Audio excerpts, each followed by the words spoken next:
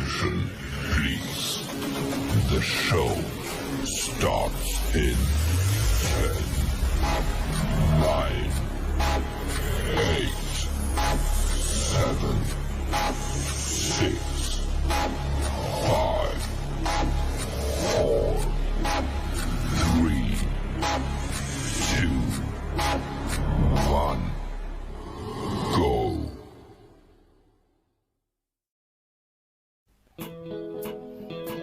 Kepalanya besar, matanya merah, telapak kasar, tompel di pundak, banyak istrinya.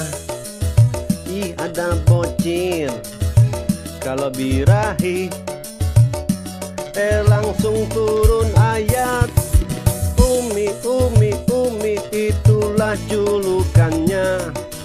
Umi, Umi, Umi, hidup di tanah Arab. Dia termasuk orang yang buta huruf, tapi kerjanya kawin mulu. Jidatnya gosong, tak punya ilmu. Pipisnya jongkok, minumnya duduk. Tak makan babi, minum pipis unta. Kalau berdebat, kerjanya mutar-mutar. Kadron, kadron, kadrim, itulah namanya. Kadron, kadron, kadron, makhluk yang sangat aneh. Mereka termasuk pengikut buta huruf, kerjanya sembah cium batu.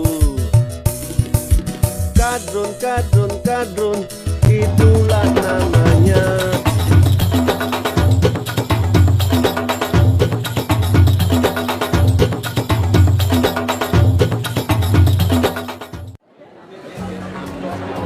Nabi Muhammad memiliki seorang anak angkat bernama Zaid bin Muhammad.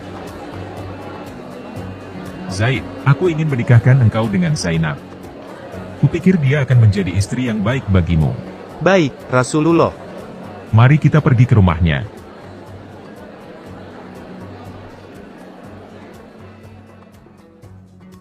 Zainab, aku ingin engkau menikah dengan Zaid. Apa, menikah dengan dia? Dia itu kan bekas budakmu? Kupikir engkau yang mau meminangku. Tidak, aku tak mau menikah dengannya. Dia itu kan bekas budak, sedangkan status sosialku jauh lebih terhormat daripada dia.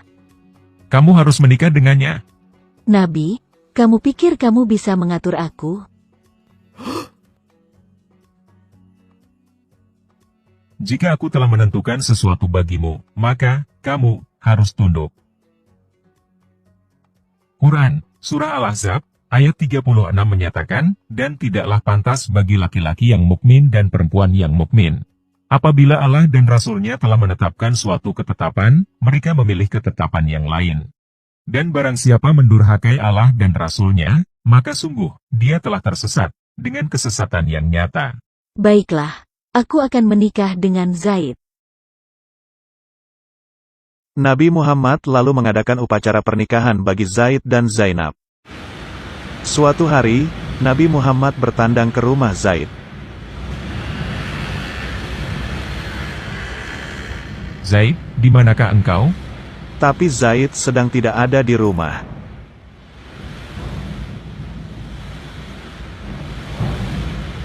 Angin meniup gorden, dan Nabi Muhammad melihat Zainab telanjang di kamarnya.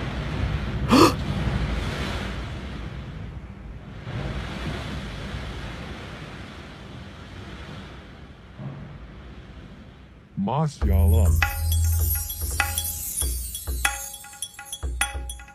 Oh, Rasulullah.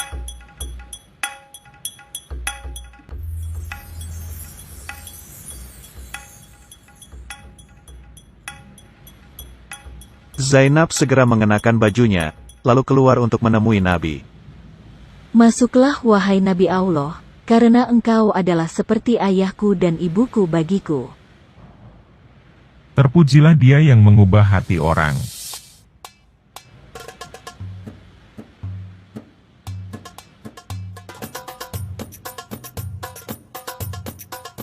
History of Tabari, volume 8, halaman 4, menjelaskan bahwa Nabi Muhammad melihat menantunya telanjang, dan rasa kagum atas Zainab memasuki hati Nabi.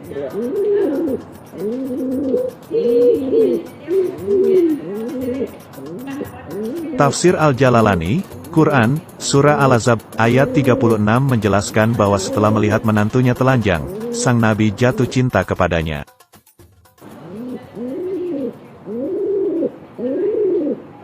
Ketika Zaid pulang, Zainab memberitahu padanya tentang kunjungan Nabi Muhammad. Ayahmu tadi datang ke sini saat engkau sedang keluar. Beliau ketemu aku. Oh, lalu apa yang terjadi? Ya, tidak terjadi apa-apa. Setelah tahu engkau tak ada di rumah, beliau lalu pergi. Begitu ya? Oh, sebelum pergi, beliau berkata, terpujilah dia yang mengubah hati orang. Apa maksudnya itu? Wah, enggak tahu ya. Setelah hidup bersama Nabi Muhammad sejak kecil, Zaid tentunya tahu betul tabiat dan kepribadian ayahnya.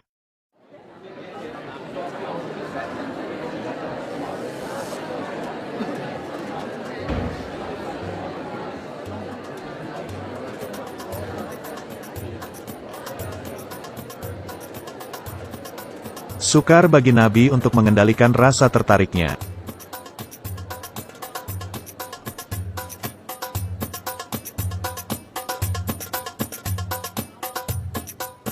Ketika Zaid mengetahui apa yang sedang terjadi, dia merasa tidak suka terhadap perasaan yang terbersit di dalam hati Nabi Muhammad. Lihat tuh mereka, aku tahu ada sesuatu di antara mereka berdua. Ya, tampaknya memang begitu. Jatuh cinta salah kaprah ini sih. Keadaan semakin memburuk bagi Zaid, ketika Allah menghukumnya setiap kali dia menghampiri istrinya. Aduh, sakit. Alat kelaminku membengkak sakit sekali.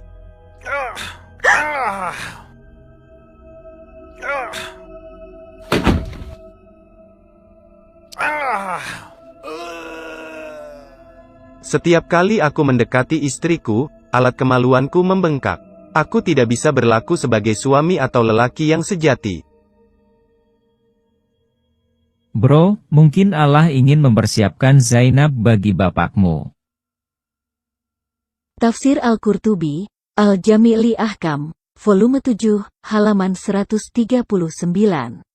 Quran, Surah Al-Ahzab ayat 37. Allah melakukan hal berikut pada suamiku, Zaid bin Muhammad. Alat kelamin Zaid mulai membengkak sehingga dia tidak bisa bersetubuh denganku.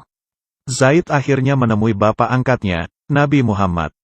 Rasulullah, mungkin Zainab telah menarik minatmu, maka aku berpisah saja dengannya.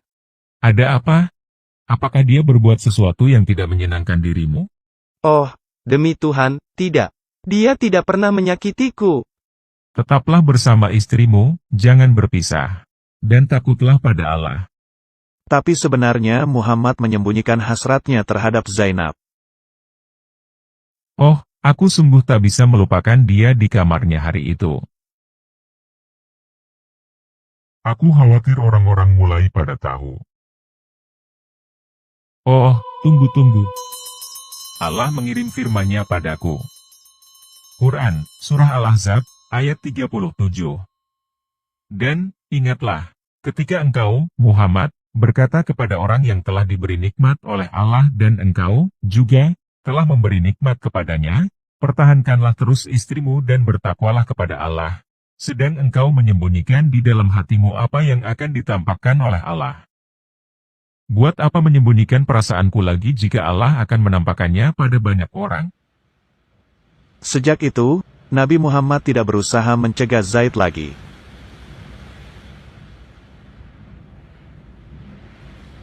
Aku akan menceraikan Zainab agar engkau bisa menikahinya.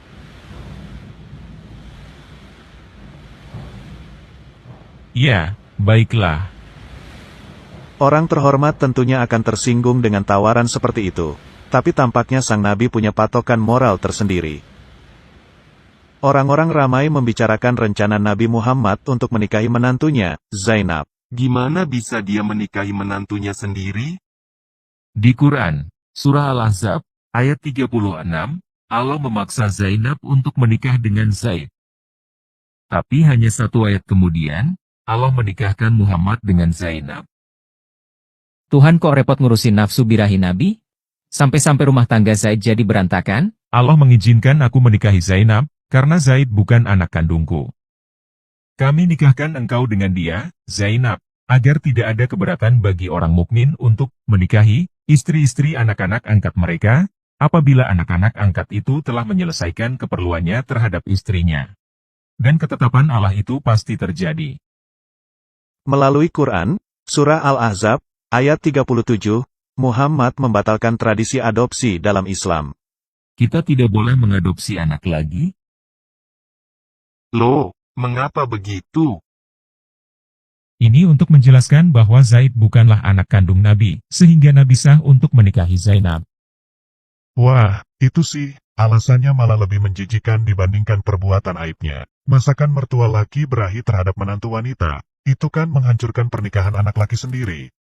Itu kan hak istimewa bagi Nabi saja, bukan untukmu. Tafsir Al-Qurtubi, Quran, Surah Al-Ahzab, ayat 50. Jika Nabi Muhammad melihat seorang wanita yang telah menikah dan tertarik padanya, maka suaminya harus menceraikan dan menyerahkan dia kepada sang Nabi, agar Nabi bisa menyetubuhinya. Itu hak istimewa bagi Nabi dari Allah.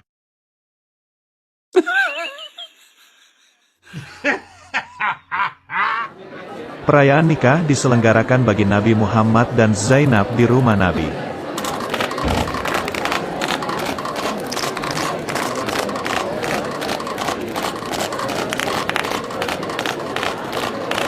Semua bahagia kecuali Zaid. Aku kehilangan istri tercintaku. Terlebih lagi, aku bukan anak angkat Nabi lagi.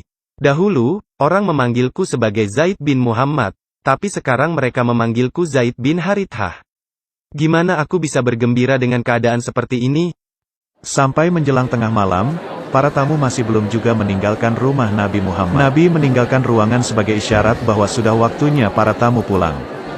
Sebagian besar para tamu mulai mengerti sikap Nabi dan mereka lalu meninggalkan rumah Nabi. Tapi masih ada 3 orang yang tetap tinggal di tempat. Mereka masih saja ada di situ. Kapan mereka mau pergi? Apakah mereka tidak tahu bahwa kita ingin berduaan saja? Nabi menunjukkan sikap jengkel. Lihat tuh, dia tampaknya ingin kita segera pergi. Kenapa gak ngomong langsung?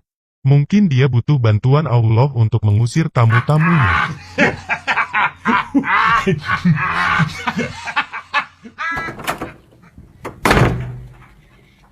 Wah, akhirnya. Memangnya aku harus apa? Terus terang mengusir mereka? Orang-orang sungguh tak tahu sopan santun. Di ayat mengusir tamu yang terlalu lama tinggal di rumahku. Quran, Surah Al-Ahzab, ayat 53. Wahai orang-orang yang beriman, janganlah kamu memasuki rumah-rumah Nabi kecuali jika kamu diizinkan untuk makan tanpa menunggu waktu masak makanannya. Tetapi jika kamu dipanggil maka masuklah dan apabila kamu selesai makan, keluarlah kamu tanpa memperpanjang percakapan. Sesungguhnya yang demikian itu adalah mengganggu Nabi sehingga Nabi malu kepadamu untuk menyuruhmu pergi. Tapi Allah tidak malu menerangkan yang benar. Setelah itu, masyarakat masih saja berbicara sinis tentang pernikahan Nabi Muhammad dengan Zainab.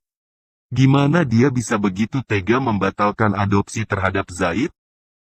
Iya, tidakkah dia ingat di masa lalu ketika dia bersumpah di depan Ka'bah untuk mengangkat Zaid menjadi anaknya? Di dalam budaya kita, sekali mengangkat anak, maka anak itu menjadi anggota keluarga kita seumur hidup. Seumur hidup. Nabi Muhammad merasa perlu menghentikan pembicaraan orang-orang tentang aib yang dilakukannya terhadap Zaid. Aku harus melakukan sesuatu.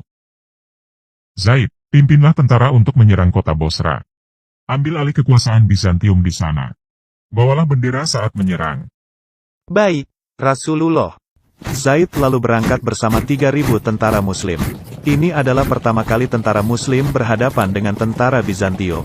Nabi Muhammad tahu betul bahwa operasi militer ini sangat berbahaya bagi Zaid dan tentaranya. Apakah alat kelaminmu masih berkah? Diam kamu. Zaid memimpin tentara Muslim bergerak dari Madinah ke Bosra, di daerah Sam atau Syria. Tentara Bizantium menghadang mereka di desa Mutah.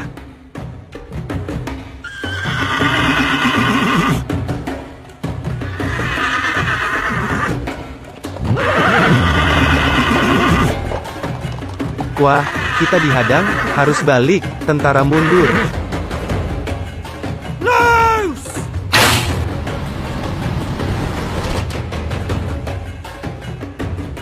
Dua komandan tentara Muslim, Jafar dan Abdullah, tewas di medan perang.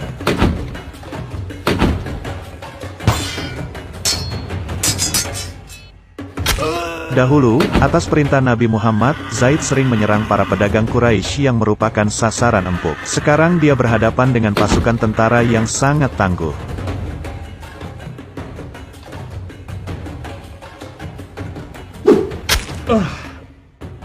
Akhirnya Zaid tewas. Mari kita bandingkan kisah asmara Nabi Muhammad dan Zainab ini dengan kisah Raja Daud yang tertulis di Alkitab, 2 Samuel 11 dan 12. Sama seperti Nabi Muhammad berahi pada Zainab, Raja Daud juga berahi terhadap Batsyeba, istri prajurit Israel bernama Uriah. Raja Daud lalu menyingkirkan Uriah agar bisa menikahi Batsyeba. Perbedaannya adalah, Tuhan di Alkitab, Yahweh, sangat benci nafsu berahi yang tak terkendali. Tuhan menegur dan menghukum Raja Daud sangat keras karena perbuatan dosanya. 2 Samuel 12, ayat 10. Oleh sebab itu, pedang tidak akan menyingkir dari keturunanmu sampai selamanya. Akibatnya, Raja Daud menangis, memohon ampun pada Tuhan. Mazmur 51, ayat 1-3. Kasihanilah aku, ya Tuhan, menurut kasih setiamu. Yahweh mengutuk nafsu berahi terhadap istri orang lain. Matius 5, ayat 27 dan 28. Keluaran 20, ayat 17. Jangan menginginkan istri orang lain. Di lain pihak, Tuhan di Quran, Allah Subhanahu wa Ta'ala, tidak pernah menghukum Nabi Muhammad seberapapun besar dosanya. Allah bekerja sama dengan sang Nabi untuk mewujudkan nafsu jahatnya, melalui berbagai ayat Quran yang membenarkan penghancuran rumah tangga putra dan menantu sendiri. Quran, Surah Al-Ahzab, ayat 37 dan 38.